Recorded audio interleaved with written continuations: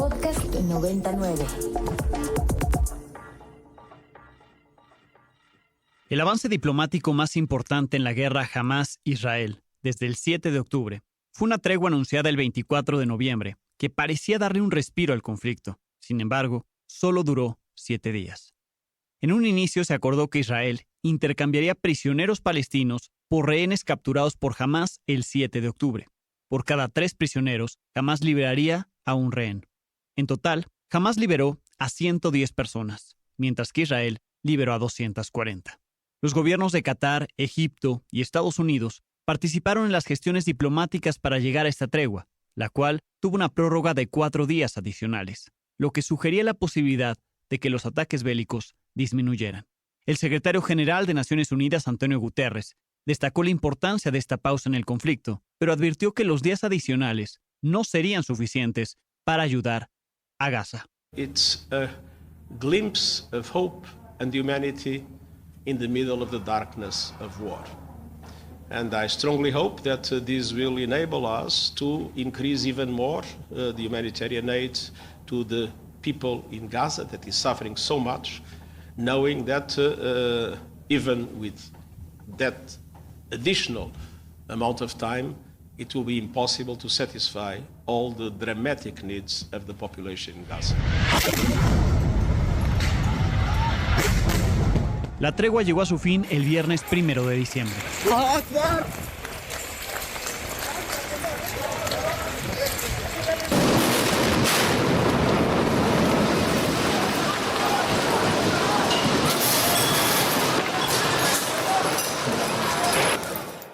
Ambas partes lanzaron acusaciones de ataques explosivos y matanzas de grupos de civiles. It's also important to understand why the pause came to an end. It came to an end because of Hamas. Hamas reneged on commitments it made. In fact, even before the pause came to an end, it committed an atrocious terrorist attack in Jerusalem, killing 3 people, wounding others, including Americans. Acabamos de escuchar al secretario de Estado de Estados Unidos, Anthony Blinken, culpando a Hamás de atacar a civiles en Jerusalén durante la tregua. Entre los atacados estaban ciudadanos estadounidenses. Las cifras más recientes dadas por el Ministerio de Salud de Gaza, que depende de Hamás, dicen que después de que la tregua concluyó, 193 palestinos murieron en ataques de las Fuerzas Armadas de Israel. Estos se sumarían a los cerca de 15,000 palestinos que han muerto durante este conflicto. Del lado contrario, por parte de Israel, han muerto 1,200 personas, todas ellas el 7 de octubre. Bienvenidos a una semana más de Date y Cuenta. Soy Alejandro Domínguez y los saludo con muchísimo gusto. Me acompañan Miranda Gómez y Valentina Pulido. Ellas son estudiantes de la materia Storytelling, Reportaje y Microperiodismo de la Universidad Iberoamericana, en el que es nuestro último episodio de esta temporada de Date y Cuenta. Miranda, Valentina, bienvenidas. Muchas gracias, Alex. Y ustedes platicaron con Carlos Roberto Martínez Assad, sociólogo, historiador, un experto en este tema, y platicaron durante la tregua. Todavía no terminaba la tregua, pero un poco él adelantaba que esto no sería la solución del conflicto. ¿Qué les dijo Carlos Assad? Pues justamente para iniciar le pedimos que nos contextualizara explicando qué era un periodo de tregua. Las treguas a las que se han llegado o que han acordado Hamás e Israel son intermitentes. Se trata de treguas que en lengua árabe se refiere a un periodo muy efímero de tiempo. Y bueno, prácticamente el equivalente a tregua, durante las cuales se supone que cesan los bombardeos sobre Gaza de parte del ejército de Israel a cambio de un número determinado de rehenes. En este caso, han puesto como límite que cuando menos sean 10 rehenes por día. Ya se realizaron varios intercambios y le preguntamos cómo se llegó a la tregua y cómo se dieron estas negociaciones. Sin embargo, Carlos dice que todas son medidas paliativas en medio de una guerra, que lo que realmente tendría sentido sería un cese completo al fuego y el regreso total de los secuestrados.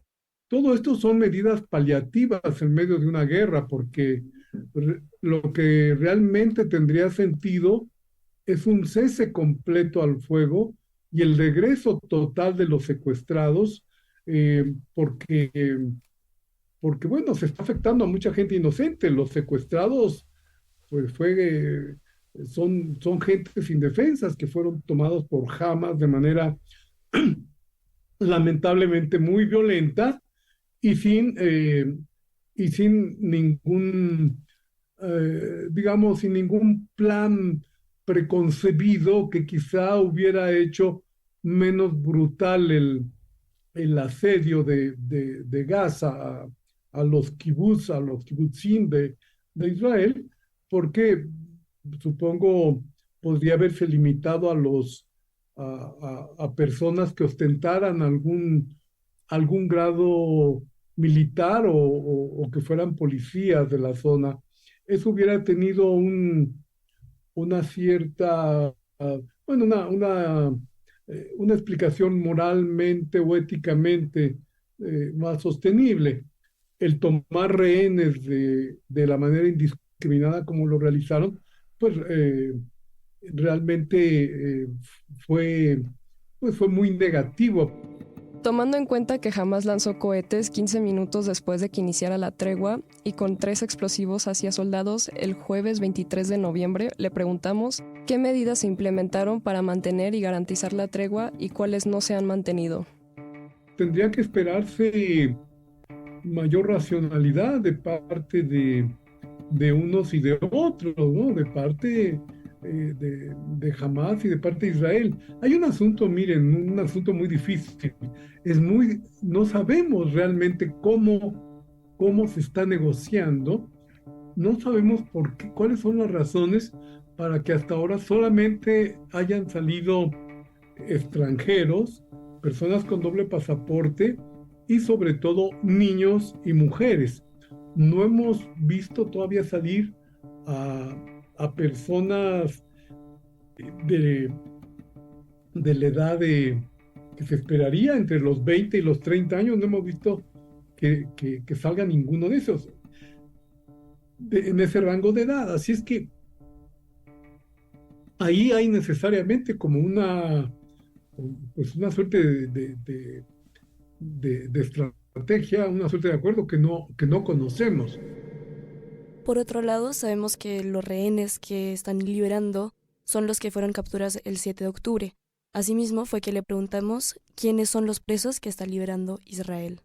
De los presos, al contrario de lo que sucede con los rehenes, hemos visto que han sido liberados varios jóvenes, que lo primero que sorprende de los jóvenes que están siendo liberados en Palestina es la edad, es decir, son realmente menores de edad. Es muy difícil entender para nosotros, donde vivimos en una relativa tranquilidad y con situaciones que no nos llevan a esos extremos. Pero sí, uno se pregunta, ¿por qué tantos jóvenes en las cárceles israelíes?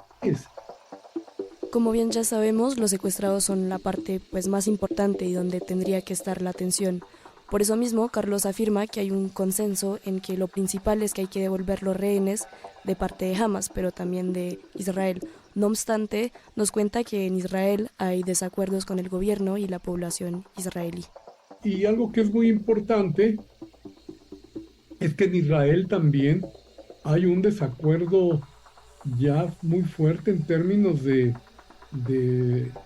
si el gobierno está haciendo, el gobierno de Netanyahu, obviamente, si está haciendo de manera conveniente todas las medidas para que los rehenes sean liberados. De hecho, en días pasados, en una discusión, Jabir, el secretario de justicia de Israel, en su discurso era muy agresivo contra Gaza, evidentemente, contra Gaza y contra Hamas, y y la población le respondió: ya deja de pensar en matar árabes, dedícate a liberar a los rehenes. Y creo que en esa frase muy contundente eh, hay, hay mucho del sentimiento de los israelíes, de los que están viviendo el problema de manera tan fuerte, y los apoyos que posiciones como esta eh, rechazan también en otros países. Espero que sean pocos los que apoyan a estos grupos derechistas, ultraderechistas de Israel, que en gran parte van a tener que dar cuenta de todo lo que ha sucedido a partir del 7 de octubre, porque para la población, sobre todo para los ciudadanos israelíes, esto es muy importante, tener un conocimiento más, más claro, más detallado de cómo es que llegamos a esta situación. Y para terminar con la entrevista le preguntamos a Carlos a dónde iba este conflicto. Su respuesta fue que pues no hay una respuesta concreta, ya que siendo un conflicto tan complicado y tantos años, nadie sabe cómo va a acabar ni cuándo, ¿no? Sin embargo, afirma que la solución tampoco es que Israel se quede con esa parte del territorio. Pero escuchemos su respuesta. Pero no olvidemos que en parte de todo esto es una lucha territorial, es una lucha por las tierras también, es decir, los reclamos constantes de Israel hacia, hacia Palestina, pues han significado que Palestina haya perdido gran parte de su territorio concedido por la ONU en 1947, y que Israel haya ganado gran parte del territorio. El peor escenario que veo es que Israel considere que debe quedarse con el territorio de Gaza, y la consecuencia de esto brutal es que 2 millones de personas tendrían que salir de esa zona. Y pues creo que de nuevo podríamos ir al mismo problema de 1948, cuando se crea el Estado de Israel y la Nakba, o sea, la expulsión de, de palestinos a los países vecinos, lo cual en el momento actual, con el problema que tenemos de las migraciones, de los migrantes que se desplazan en muy diferentes destinos, pues sería gravísimo. ¿A dónde pueden llegar 2 millones 2 millones de palestinos? Si como se dice, Israel está pensando en Egipto, pues falta saber si Egipto aceptaría. Pero por otra parte, mi gran pregunta es si el mundo aceptaría que se cometa una, una atrocidad como esta, de despojar de su territorio a estas 2 millones de personas y encima obligarlos a irse hacia otros países. Y para nuestros oyentes que quieran saber más sobre todo este conflicto, Carlos acaba de publicar un libro como coordinador llamado La caída del Imperio Otomano y la creación del Medio Oriente. En el libro se explica de dónde podría ser el origen y las razones de este conflicto que se vive en la zona.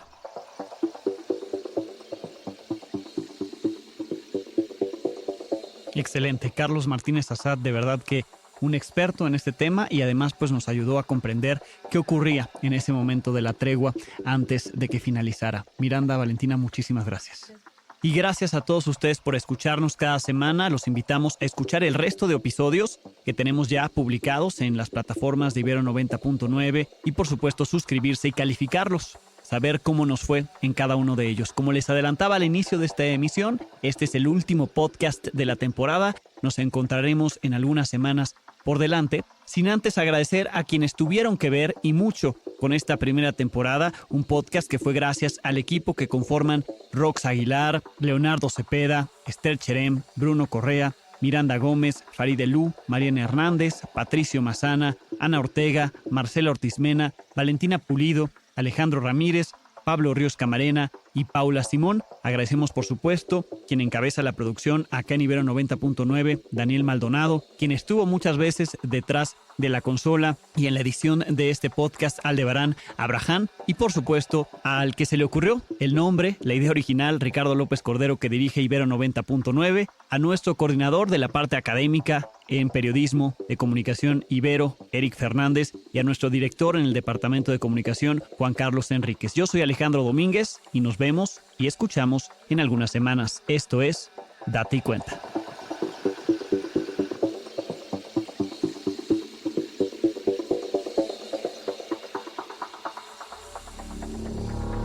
Para más contenidos como este, descarga nuestra aplicación disponible para Android y iOS o visita ibero909.fm.